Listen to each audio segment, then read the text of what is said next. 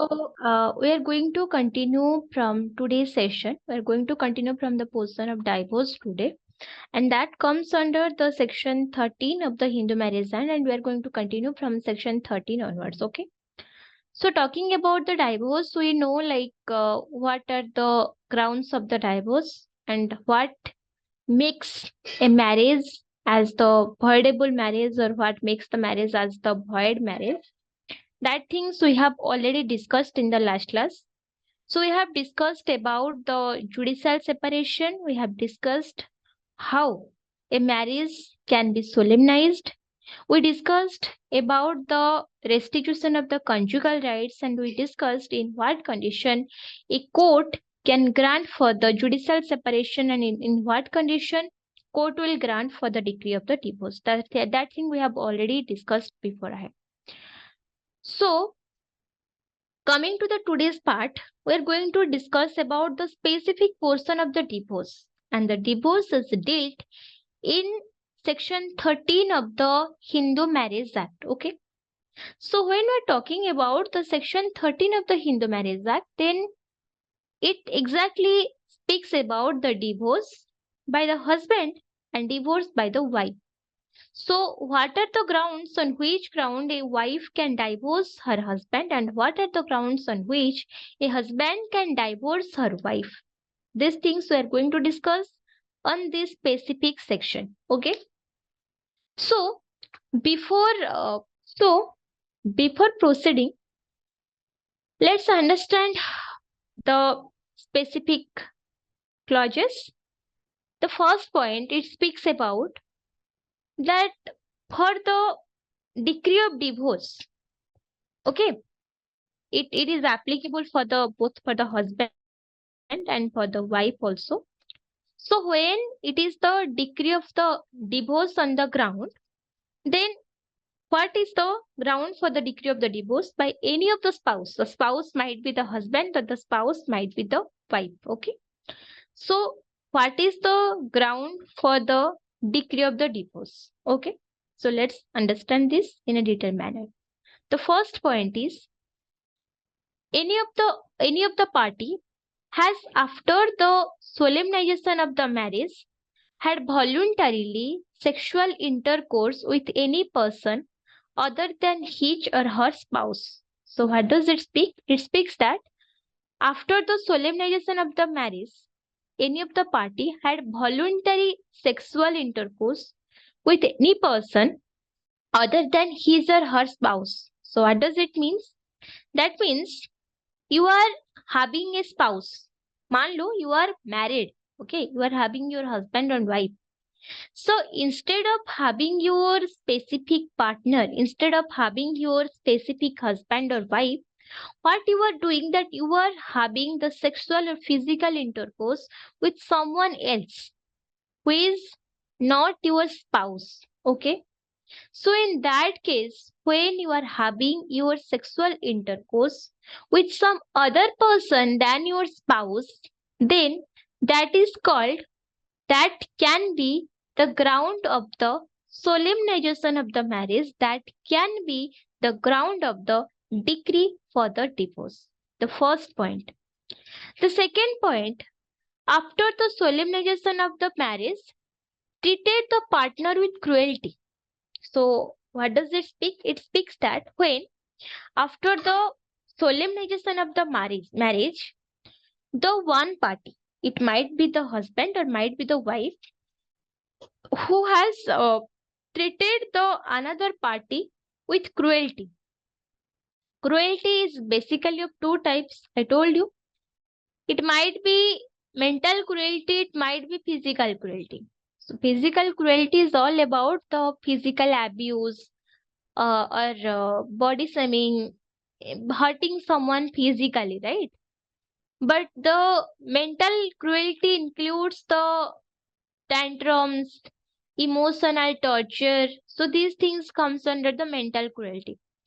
So अच्छे से इसी को हिंदी में समझते हैं. पहली बात ये है कि पहला पॉइंट जो हम लोगों ने समझा डिवोर्स का, फर्स्ट पॉइंट पे ये था कि अगर आपका पार्टनर का होते हुए, अगर आपका पार्टनर आप शादीशुदा हो, आपका कोई पार्टनर या कोई स्पाउस अभी भी है, बट उसी का होते हुए आप और किसी के साथ फिजिकल या सेक्सुअल इंटरकोर्स पे इन्वॉल्व हो रहे हो, then that is a strong ground for the divorce. दूसरा पॉइंट हमने क्या समझा कि अगर आप अपने पति या पत्नी को क्रुएलिटी के साथ डील किए हो, cruelty is of two types, one is of the physical cruelty and another is the mental cruelty.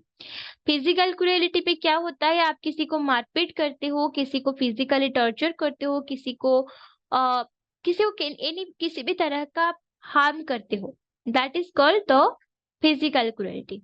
And mental cruelty पे क्या होता है, फॉर एग्जाम्पल मैंने शादी करके किसी नए घर को गई हूँ, वहां पे उसका जो घर वालों है ना, वो मेरे साथ अच्छे तरह से डील नहीं कर रहे, वो मेरे साथ सही तरीके से बात नहीं कर रहे, वो मेरे साथ मिलजुल नहीं रहे। मान लो my husband is not staying with me, वो मेरे को छोड़ के कहीं बाहर रह रहा है, वो मेरे साथ अच्छे से बात नहीं कर रहा है, मेरे को अच्छे से ट्रीट नहीं कर रहा है। सो ये सारी जो चीजें होता है ना, छोटी छोटी चीज होता है, but this comes under the mental cruelty. भी नहीं, आप अगर खाना बना रहे हो, वो आपका हाथ का खाना भी नहीं खा रहे, आपको मेंटली टॉर्चर कर रहे, तो ये सारी चीज भी। एंड आपको अगर डाउरी के लिए आप ये नहीं लाया, वो नहीं लाया, ये सब बातें लिख देकर आपको ताना मारते, तो ये सारी चीज जो है ना, this all comes under the mental cruelty. And remember this mental cruelty can also become the ground of the divorce. Okay. Okay. The next point, has deserted the petitioner for a continuous period not less than 2 years immediately presentation of the petition। मतलब ये petition जो है ना, जिस date पे petition file किया गया है, उसका एग्जैक्ट 2 साल पीछे को अगर हम चले जाते हैं, तो 2 साल से वो अपने पत्नी के साथ या पति के साथ नहीं रह रहा है या नहीं रह रही है। ओके, तो that can be the ground of the divorce. Okay, that means for example today is the date, that is what is the date today, just 1 second, it is 19th of the September. Okay, so when we're talking about 19th of the September 2024, just let go back to the exact 2 years of today. That means 19 September 2022. Yeah, 19 September 2022. So 19 September 2022 से शुरू करके 19 September 2024, जिस दिन से मैंने ये petition court पे file किया हूँ, तब तक मेरा पति मेरे साथ रह नहीं रहा है, मेरे को सपोर्ट नहीं कर रहा है, is not totally staying with me, is not existing with me. So this also comes under a kind of the mental cruelty. And अगर जिस दिन पे ये डिवोर्स का डिक्री फाइल किया जा रहा है, उसी का एग्जैक्ट 2 साल से अगर हम कैलकुलेट करते हैं, तो 2 साल से पति अपना पत्नी के साथ नहीं रह रहा है। Okay, then this can be the ground of the divorce itself. The next point, has ceased to be a Hindu by conversion to another religion. The person has ceased to be a Hindu by conversion of the another religion. मान लो I am a Hindu and I have married to a person who is a Hindu. My husband is a Hindu. But suddenly my husband and his family changed their mind. उनको लगा कि नहीं, हम अब हम अपना religion जो है ना वो कन्वर्ट करवा देना चाहिए, राइट। एंड सबका राइट टू फ्रीडम है, सबका राइट टू रिलीजन है, तो हम किसी को रोक नहीं सकते।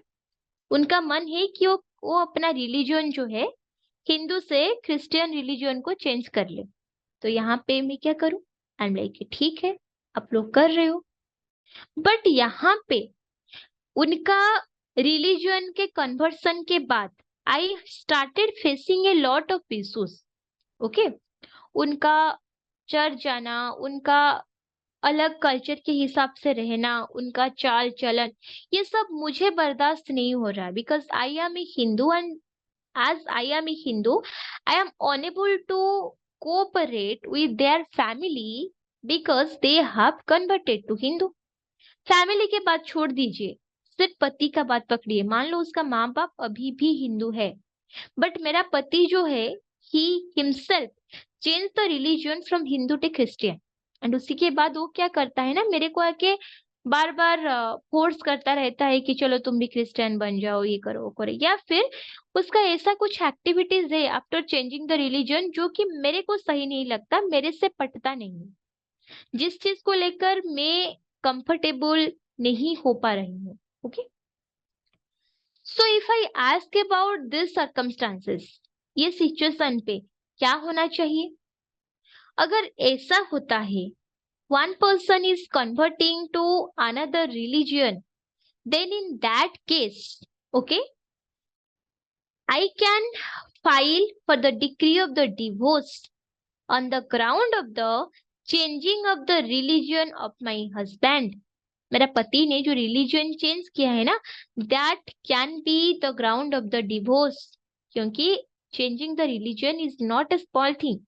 यहाँ पे आपका चाल चलन, प्रेयर, आपका तरीका, आपका फैमिली, आपका एग्जिस्टेंस, आपका बिलीफ, सारे चीज पे ना काफी बदलाव आ जाता है। तो जरूरी नहीं है कि आपका जो स्पाउस है, आप अगर पति हो तो आपका पत्नी है, आप अगर पत्नी है तो आपका पति, जो भी मेल हो या फीमेल, जरूरी नहीं होता है कि आपका जो पार्टनर है वो सारे सिचुएशन पे, ऐसा सिचुएशन पे आपका साथ निभा पाए या आपके साथ एक लॉन्ग टर्म शादी का रिश्ता कंटिन्यू कर सके। अगर उसको ऐसा फील होता है कि उसी के साथ सही नहीं हो रहा है, that person is not okay to continue with you, so that is her freedom, she can quit the marriage. अगर वो चाहे तो शादी एंड कर सकती है, she can file the decree of the divorce on the ground of the changing of the religion. Okay, clear? Then comes the most important part, the clause 3. It speaks about the incurability of the unsound mind. Okay, so when we're talking about the sound and unsound mind, we have understood, like, what do we understand by the unsound mind? Unsound mind means जब आपका दिमागी हालत है ना वो सही ना हो, आप एक साउंड माइंड पे एग्जिस्ट ना कर रहा हो, आप मेंटली अनस्टेबल हो, that is called the unsound mind. Okay, so when the person is incurably of unsound mind and has been suffering continuously from mental disorder of such a kind and such an extent, the petitioner cannot reasonably expected to live with the respondent. किसी का दिमागी हालत ना अनक्योरेबल है, उसको सही किया नहीं जा सकता है, एंड उसी का सिचुएशन ऐसा है कि आप अगर चाहो आप अपने पार्टनर के साथ चाह के भी नहीं रह सकते हैं। That is the condition over here. You want to stay with your partner, but the situation is so critical that you are unable to stay with your partner due to his unsoundness of the mind.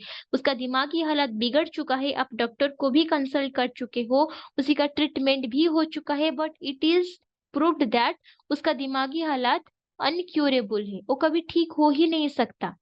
या फिर वो ऐसा एक mental situation में deal कर रहा है in which situation you are unable to stay with him.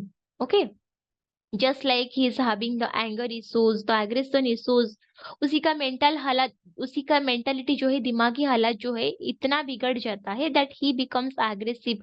वो आपको अटैक करता है, वो आपको फिजिकली हरास करने तक नहीं पीछे जाता।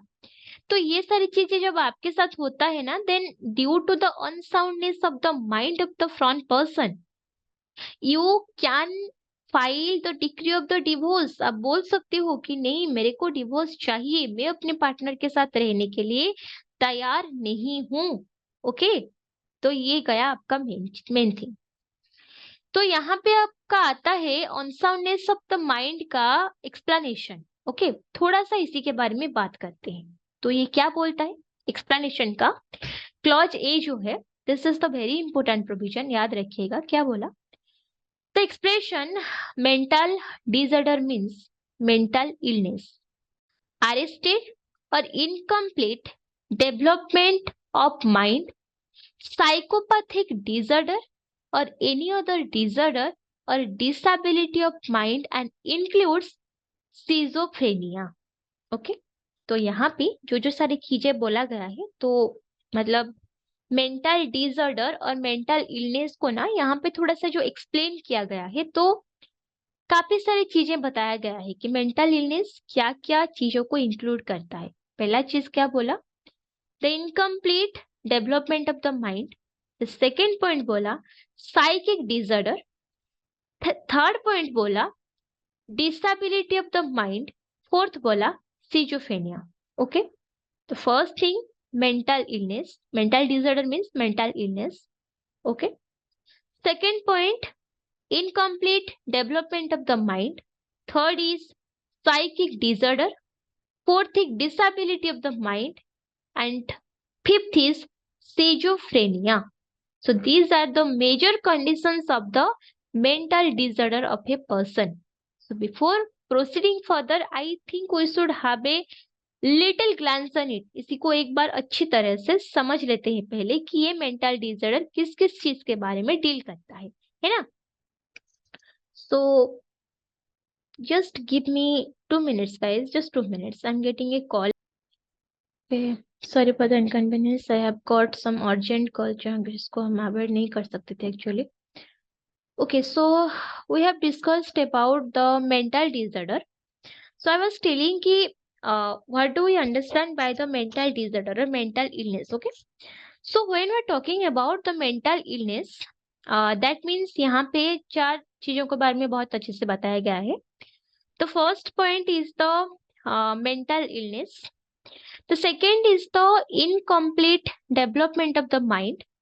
The third point is the psychopathic disorder, and the fourth point is disability of the mind, and the fifth point is schizophrenia. Okay, तो यहाँ पे ये जो 5 चीज है ना, ये क्या है हम एक एक करके उसको अच्छी तरह से समझते हैं। ओके, तो आपका जो पहला पॉइंट है ना, वो होता है आपका mental disorder. Mental disorder means जहाँ पे आपका मानसिक रोग जिसको बोलते हैं ना, कि आपका दिमागी हालात सही नहीं रहता, आपको सही गलत का समझ नहीं होता। डिसऑर्डर मीन्स जहाँ पे फॉर एग्जाम्पल आप कौन सा मोमेंट पे कौन सा काम कर रहे हो। आप रास्ते में देखे होंगे ना कि मतलब कभी कभी स्टेशन पे, कभी कभी बस स्टैंड पे, ऐसा जो दिमागी हालात पे जो लोग मेंटल डिसऑर्डर में पीड़ित होते हैं ना, वो घूमते रहते हैं। उनको समझ नहीं होता, कोई शर्म नहीं होता कि हाँ हम क्या कर रहे हैं, हमको कपड़ा पहनना चाहिए, हमको नहीं, ये बहुत गंदा चीज है, ये सही चीज है, ये गलत चीज है।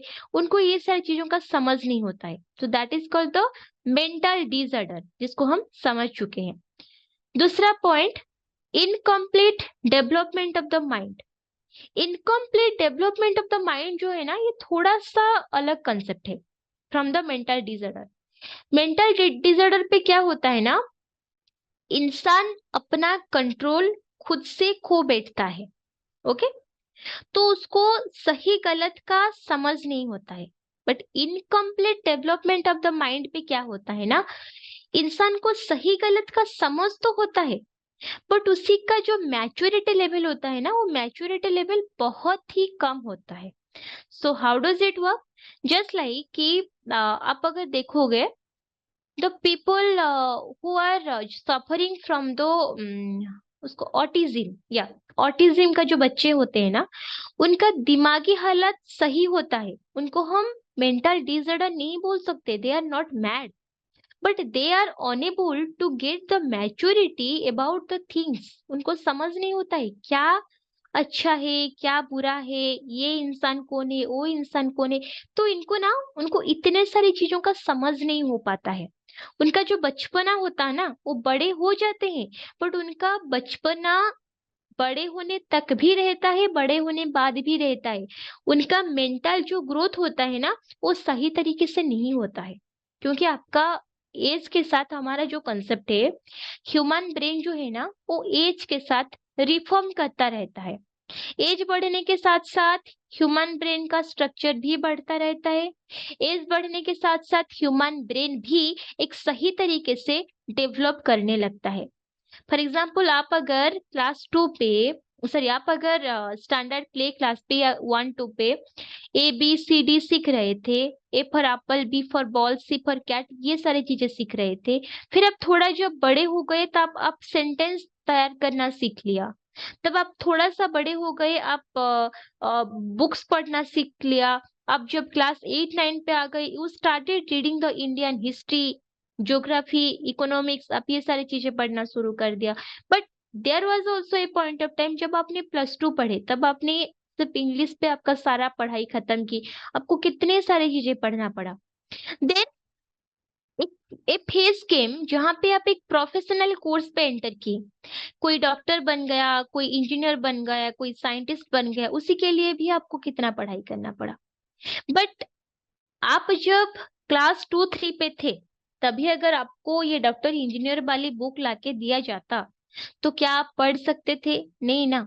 तभी अगर आपको कोई वो बुक लाके देता भी, तो भी आपका कोई काम नहीं आता, क्योंकि that was your beginning phase. तभी उसी फेज पे आप वही करते थे जितना आपसे हो पाता था। जब आप बड़े हो गए, आपका ब्रेन का जो ग्रोथ है ना, वो ग्रेजुअली धीरे धीरे होता गया, तभी आपको चीजों का समझ आने लग गया। But incomplete development of the mind पे क्या होता है ना, भले ही आप फिजिकली एंड appearance में you became like 20 years of the old, 25 years of the old, आप फिजिकली बड़े हो गए, हाइट पे लंबी हो गई, सुंदर दिखने लगे, बट आपका मेंटल ग्रोथ जो है ना, that is still like a kid. Okay. जैसे कि अगर अगर मैं एक बच्चे को बोलूं, 5 साल के एक बच्चे को अगर मैं बोलती हूँ कि बच्चा, ये चीज सही है, ये चीज गलत है, आप ऐसा मत करो, वैसा मत करो, तो उसको क्या सारा चीज समझ में आएगा? नहीं आएगा ना। उसको सही गलत का समझ उतना दूर तक नहीं है। दुनिया में कितना क्या क्राइम होता है, क्या क्या चीज होता है, उसी को वो सारी चीजें कुछ भी समझ नहीं आता। राइट। तो that person is totally helpless, उसी को ये सारी चीजों का किसी भी तरह का अंदाजा नहीं होता है। Okay.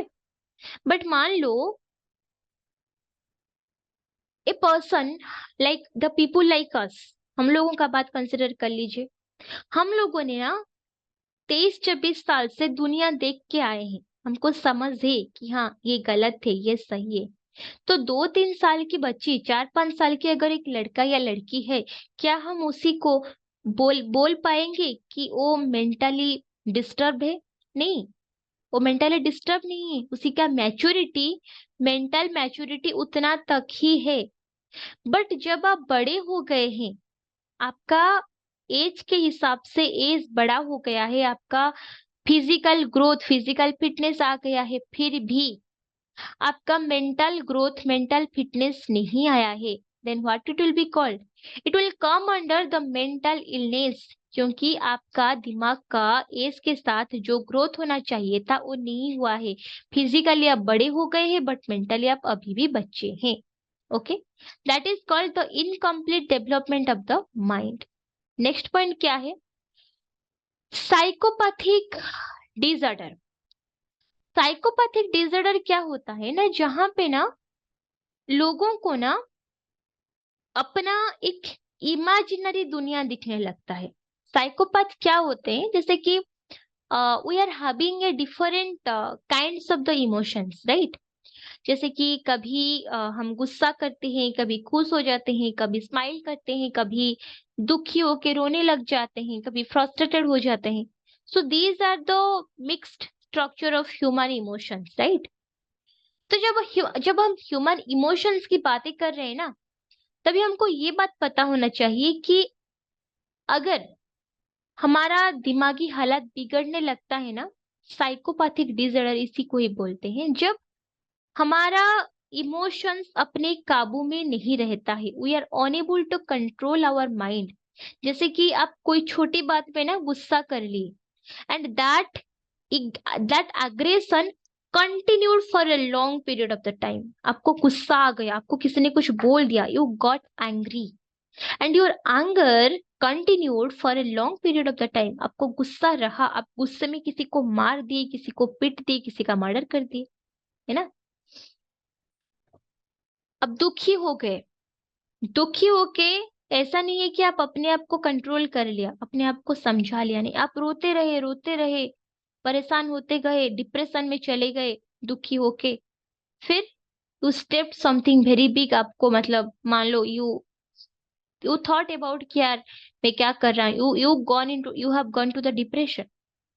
So these are called the psychopathic disorder. और जो इंसान ये सारे नेचर को शो करता है उसी को बोलते हैं साइकोपैथ. साइकोपैथ मतलब आपका इमोशंस, आपका मेंटल कंडीशंस अपने कंट्रोल पे नहीं रहना. आप किसी भी तरह का इमेजिनरी दुनिया में घूमते रहते हैं, ओवर थिंक करते हैं, अपने आप के इमोशंस को, अपने आप के माइंड को कंट्रोल पे नहीं रख पाते हैं. गुस्सा बहुत ज्यादा आता है, बहुत ज्यादा एग्रेशन पे रहते हैं, और एग्रेशन पे या गुस्सा पे आप क्या करते हैं आपको खुद समझ नहीं आता है. So these are called the psychopathic disorders. The next point, disability of the mind. Okay, disability of the mind जैसे कि हमने पढ़ा, मेंटल इनेबलनेस. आपको समझ नहीं आता है कि आप कर क्या रहे हो. चुपचाप बैठे हो तो बैठे हो, खाना खा रहे हो तो खा रहे हो, सो रहे हो तो सो रहे हो. आपको समझ नहीं आता कि नहीं अभी मेरे को उठना है, अभी काम करना है, अभी स्कूल जाना है, अभी कॉलेज जाना है. तो ये सारी चीजों का ना आपको समझ नहीं है. That is also called the disability of the mind. The last point, but the most important point, that is schizophrenia. तो schizophrenia क्या होता है, जहाँ पे एक इंसान ना अपना इमेजिनरी दुनिया में जीने लगता है. For example, I am suffering from schizophrenia. तो मैं अपने फैमिली मेंबर से बात नहीं करूंगी, मैं अपने दोस्तों के साथ नहीं मिलूंगी. मेरा खुद का एक अलग सा इमेजिनरी दुनिया होता है. और मेरा इमेजिनरी दुनिया पे ना मेरा इमेजिनरी लोग भी होते हैं. और मैं क्या करती हूँ ना, काल्पनिक दुनिया और वास्तविक दुनिया में बॉन्ड क्रिएट नहीं कर पाती हूँ. कभी कभी मैं अपना इमेजिनरी वर्ल्ड को, काल्पनिक दुनिया को अपना दुनिया समझ के हेलुसिनेट करना शुरू कर देती हूँ. एंड याद रखिएगा, when I was talking about the psychopathic disorder, psychopathic disorder में भी आपका मेंटल एंजाइटी होता है, and that might lead to hallucinations. वहां पे आपका हेलुसिनेशंस होता है, आपको अलग अलग चीजों का सेल्फ इमेजिनेशन दिखाई देता है. That is called the psychopathic disorder. तो यहाँ पे भी वही सेम चीज होता है when you are suffering from the schizophrenia. So schizophrenia पे क्या होता है ना, आपको लगता है कि there is an imaginary world. आपका imaginary world seems like the real world to you. आपके आसपास लोग होते हैं, that is the people around you, your friends, your colleague, your family, your members, everyone is around you. But आपको ना उनमें से कोई भी नहीं दिखाई देगा. आपको दिखाई देता है कि आपका काल्पनिक दुनिया के लोग, राइट, आप उनको अपने दिमाग पे इतना दूर तक डीपली सोच लेते हो ना, आप उन लोगों को अपने चार तरफ महसूस करने लगते हो, उन लोगों को अपने साइड पे इमेजिन करने लगते हो, आप उनको हेलुसिनेट करते हो. So you are confused between the imaginary real world and this real world. This is a mental disorder and इसी के लिए आपको ट्रीटमेंट का बहुत जरूरत है. ट्रीटमेंट पे आपको सेशन पे सेशन दिया जाता है, जहाँ पे आपको ये चीज समझाया जाता है कि see this is the thing, ये आपका असली दुनिया है, ये रियलिटी है, आप यहाँ से आओ, wake up to the reality. आप अपना इमेजिनरी दुनिया को छोड़ो, उसका कैरेक्टर का हेलुसिनेशन से बाहर आओ. This is the thing that has been taken care of in the session during the treatment of schizophrenia, है ना. The next point, the clause B, the expression psychopathic disorder means a persistent disorder or disability of the mind which which results in abnormally aggressive or seriously irresponsible conduct on the part of the other party, and whether or not it requires or is susceptible to medical treatment. Okay, so the next point क्या बोला था, psychopathic disorder, it means the persistent disorder or disability of the mind. Okay, क्या बोला, persistent disorder, The disorder which is persistent, continuous, the disability of the mind which is continuous in nature, okay, and which results in abnormally aggressive or seriously irresponsible conduct on the part of the other party. तो psychopathic disorder पे क्या होता है ना, जैसे कि मैंने बोला कि आपका एग्रेशन, आपका गुस्सा आपका कंट्रोल पे नहीं रहता। आप ज्यादा गुस्सा हो गए ना, आप अपने आप से कंट्रोल खो बैठते हैं and no one is able to stop you at that point of the time. तो आप गुस्से में ना कभी किसी का नुकसान कर देते हो, किसी को मारपीट कर देते हो, है ना। So this is not a good thing at all, and this needs the medical treatment, this needs the meditation, that this needs the proper medication also, जहाँ पे आप अपना एंजाइटी को, अपना एंगर को कंट्रोल कर सकते हो। That was all about the psychopathic disorder. The next point, and schizophrenia का क्या सीन है, हम लोगों ने वो तो ऑलरेडी डिस्कस कर चुके हैं। Then the next point comes, has been suffering from venereal disease on a communicable form. Okay, so what does it mean? It means the person is suffering from a venereal disease of a communicable form. Venereal disease का मतलब क्या होता है? Venereal disease मतलब the disease which can be transferred from one person to another. ऐसा एक रोग जो एक इंसान से दूसरे इंसान को ट्रांसफर हो सकता है। Just like you can talk about the sexually transmitted diseases, STD. Okay, so there are not only STD, it might be any kind of the sexual disease, it might be AIDS also. आपको पता है ना कि अगर किसी को ads हुआ है और आप उसी के साथ फिजिकल इंटरकोर्स करते हो तो देयर इज द चांसेस कि एड्स का जो वायरस है वो आपके बॉडी को भी ट्रांसफर हो जाए, and there is the chances of AIDS to you also. आपको भी एड्स होने का चांसेस को अवॉइड नहीं किया जा सकता है। ओके, तो HIV वायरस किसी भी तरीके से through the sexual pleasure, through the physical things, किसी के झूठा खाना, किसी भी तरीके से वो आपके बॉडी के अंदर जा सकते हैं। That's not a big deal at all. Okay, so we can understand that when someone is suffering from the venereal disease जो कि ट्रांसफरेबल है, जिसी को क्योर करना आसान नहीं है। Okay, so in end the venereal disease if it is at the communicable form, मतलब उस इंसान जो है ना, that person is currently suffering from that venereal disease जो कि इनक्यूरेबल है, और अगर आप उसी के साथ किसी भी तरह का सेक्सुअल इंटरकोर्स या फिजिकल इंटीमेसी लाते हो, देयर इज द 100% चांस कि आपको भी वो डिजीज बहुत जल्दी पास ऑन हो सकता है। जैसे कि हम एड्स के बारे में बात कर रहे थे, जैसे कि मान लो a person is suffering from AIDS and you are having the sexual intercourse with the person, then no doubt you are also going to suffer from AIDS very soon. Simple सी बात है ना। So the next point it speaks about the person has renounced the world by entering any religious order. So what does it mean? It means the person has renounced the physical world, मतलब उस इंसान ने क्या किया है, आपका जो पति है या पत्नी है, जो भी अनदर स्पाउस है, he or she has renounced the world by entering into the religious order, मतलब उन्होंने किसी भी तरह का स्पेसिफिक रिलीजियस दीक्षा ले लिया है, किसी भी स्पेसिफिक रिलीजियस कल्चर को, रिलीजियस ट्रेडिशन को फॉलो कर रहे हैं, एंड उसके वजह से वो क्या कर रहे हैं ना, वो दुनिया छोड़ दिए हैं, वो सन्यासी बन गए हैं, उन्होंने सन्यास ले लिया। That means has renounced the world by entering into the religious order. किसी रिलीजियस ऑर्डर पे एंटर करने से पहले that person was renounce the world, मतलब उन्होंने सन्यास ले लिया है, दीक्षा ले लिया है, एंड रिलीजियस ऑर्डर पे एंट्री कर चुका है, वो दुनिया पे और एग्जिस्ट नहीं करता, he is not the part of the society anymore. एक बार सन्यास लेने के बाद क्या हम एक्सपेक्ट कर सकते हैं कि वो अपने पत्नी के पास आएगा, अपना बेटा बेटी के पास आएगा, संसार आगे बढ़ाएगा? नहीं ना, there is not that possibility of it. यहाँ पे मानती हूँ कि पति जिंदा है, पति अलाइव है, काटा काटा है, एकदम सही है, बट उन्होंने धार्मिक रूप से संसार का बंधन से अपने आप को अलग कर लिया है. That is why the wife has the whole right. बीवी का यहाँ पे पूरा का पूरा राइट है to to ask for the divorce on this ground. कौन सा ग्राउंड पे?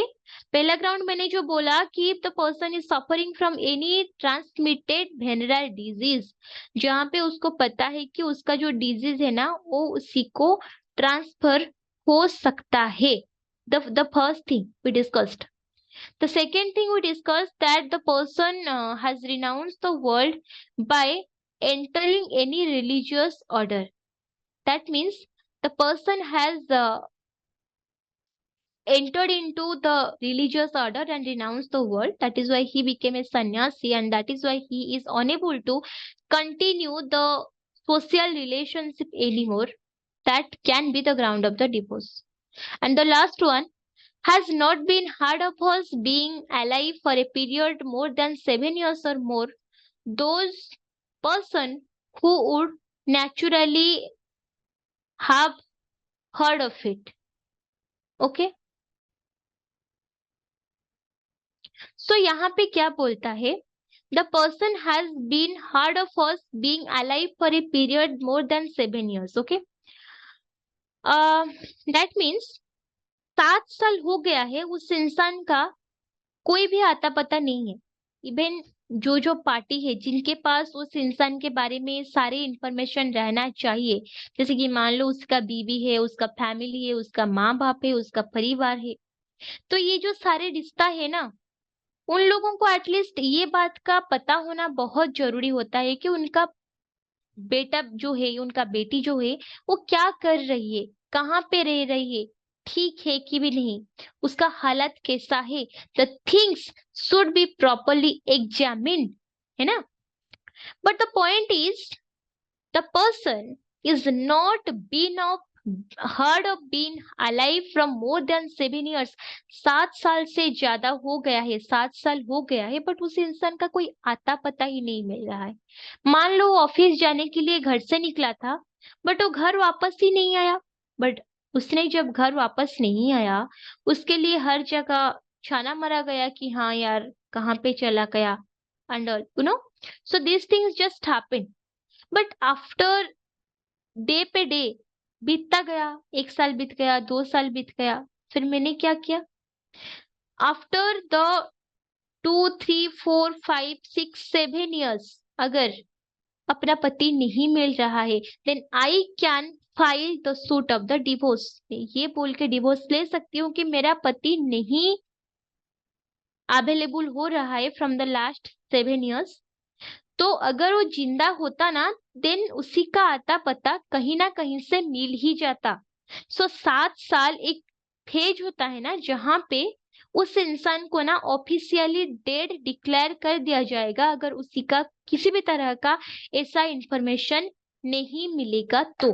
Okay, clear. Then the next point we can talk about in this subsection the expression desertion means the desertion of the petitioner by the other of the petitioner may be other paid to the marriage without reasonable cause and without the consent and against the wish of such party, and includes the willful negligence of the petitioner, and grammatical variations and cognate expressions shall be constructed accordingly. Okay, done. So when we're talking about the clause 1a, okay, so there are some more grounds for the dissolution of the marriage or the divorce upon the divorce of the marriage on the section on the clause 1a of section 13. Okay, so let's understand it कि और क्या क्या ground हो सकता है for the dissolution of the marriage. Okay, the most important point it had talked about that there has been no resumption of cohabitation as between the parties to the marriage for a period of 1 year or upwards after the passing of a decree of the judicial separation proceeding to the which they were parties. The second point, that there was no restitution of the conjugal rights as between the parties to the marriage for the period of 1 year or upwards after the passing of a decree for the restitution of the conjugal rights. Okay. So यहाँ पे क्या हुआ है, when the parties has asked for the judicial separation, है ना, मतलब party दोनों जो है, हस्बैंड वाइफ जो है, उनके अंदर ना काफी डिस्टरबेंसेस चल रहा था। तो पार्टी ने क्या बोला ना, हमको ना जुडिशियली सेपरेट कर दो, हम एक दूसरे के साथ रहना नहीं चाहते। They wanted the judicial separation. So when they wanted the judicial separation, court ने क्या किया, उनको जुडिशियली सेपरेट कर दिया, उनको जुडिशियल सेपरेशन अप्रूव कर दिया कि कुछ दिन ना तुम लोग एक दूसरे से अलग रहो, देखो कि तुम एक दूसरे के साथ रह सकते हो या नहीं रह सकते हो। अगर जुडिशियल सेपरेशन इशू हो गया, मान लो 1 साल भी पूरा हो गया, बट फिर भी एक दूसरे के साथ रहना नहीं चाहते, यहाँ पे कोर्ट ने क्या किया, पहले कोर्ट ने ना उनको, जब उन लोगों ने बोला कोर्ट को कि हम साथ में नहीं रह सकते, तो कोर्ट ने बोला कि देखो ट्राई इट, 6-7 महीना 1 साल एक दूसरे से अलग रहो, जुडिशियली सेपरेट रहो, अगर मन करता है then you can stay together. But judicial separation को ग्रांट करते हुए 1 साल बीत गया, बट पति पत्नी एक दूसरे के साथ रहना नहीं चाहे। दूसरा पॉइंट क्या है, restitution of the conjugal rights, है ना, मेरा पति जो है शादी का 5 महीने बाद मुझे छोड़ के चला गया, तब से मैं पति से अलग रह रही हूँ, है ना। तो कोर्ट में जाके मैंने क्या किया, एक restitution of the conjugal rights file कर दिया कि मेरा पत्नी जो है मेरे को छोड़ के इतना दूर रह रही है, मैं अपने पत्नी का साथ रहना चाहती हूँ। So I request you to grant me the restitution of the conjugal rights. Okay. तो कोर्ट ने क्या किया, पत्नी को जाके ये नोटिस जारी किया कि आपको अपने पति के पास वापस जाना है। He has filed for the restitution of the conjugal rights and same for the husband. अगर पति अपने पत्नी को छोड़ के बिना बताए, एंड मैंने आपको ये चीज बहुत अच्छे से समझाया भी था, what is restitution of the conjugal rights से क्या कंसेप्ट है, we have already discussed about that. पति हो या पत्नी, any of the spouse, if living separately from each other without any reason, that in that case they can file for the restitution of the conjugal rights at the court of law and the court can grant it. Court ने restitution of the conjugal rights to the partner grant कर भी दिया। Court ने बोला कि हाँ आप एक दूसरे के साथ रहो, but even after the approval of the court the husband और wife are not agreeing to stay with each other. उन दोनों ने एक दूसरे के साथ रहने के लिए तैयार ही नहीं है, even after the issue of the restitution of the conjugal rights। Okay. So यहाँ पे दो चीज को बोला गया, जुडिशियल सेपरेशन कोर्ट ने ग्रांट कर दिया, जुडिशियल सेपरेशन का 1 साल तक, 1 साल के बाद भी पति पत्नी साथ में रहने के लिए तैयार नहीं है। दूसरा कंडीशन हमने क्या पढ़ा, restitution of the conjugal rights party ने फाइल किया हुआ है, कोर्ट ने भी ग्रांट कर दिया restitution of the conjugal rights को, and even after granting the restitution of the conjugal rights to the parties are not agreeing to stay with each other, है ना। Got it. In these two conditions the any of the spouse, it might be the husband or it might be the wife, may ask for the divorce upon this specific ground. Okay. Here, clause 2 speaks about the wife specifically. यहाँ पे हमने जो सारे section जो discuss कर रहे थे, that was not specific for the wife or the specific for the husband. ये ना सारे जो ग्राउंड हमने पढ़ा, that was overall grounds. जब ये हस्बैंड के लिए भी एप्लीकेबल होता है एंड वाइफ के लिए भी एप्लीकेबल है, this was the common section, this was the common provisions.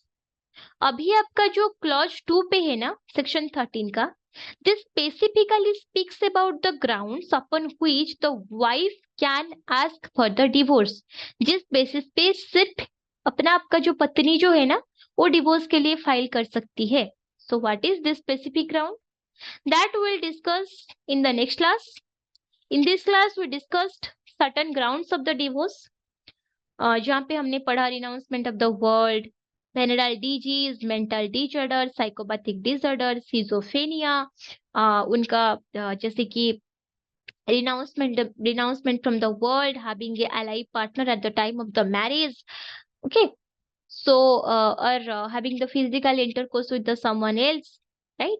So and changing of the religion, these are the grounds that we discussed can be the strong ground for the divorce. And last में हमने ये भी पढ़ा कि अगर judicial separation या आपका restitution of the conjugal rights issue हो भी गया, उसी के बाद अगर 1 साल तक पति पत्नी साथ में नहीं रहते हैं, then any of the spouse can ask for the divorce itself, है ना?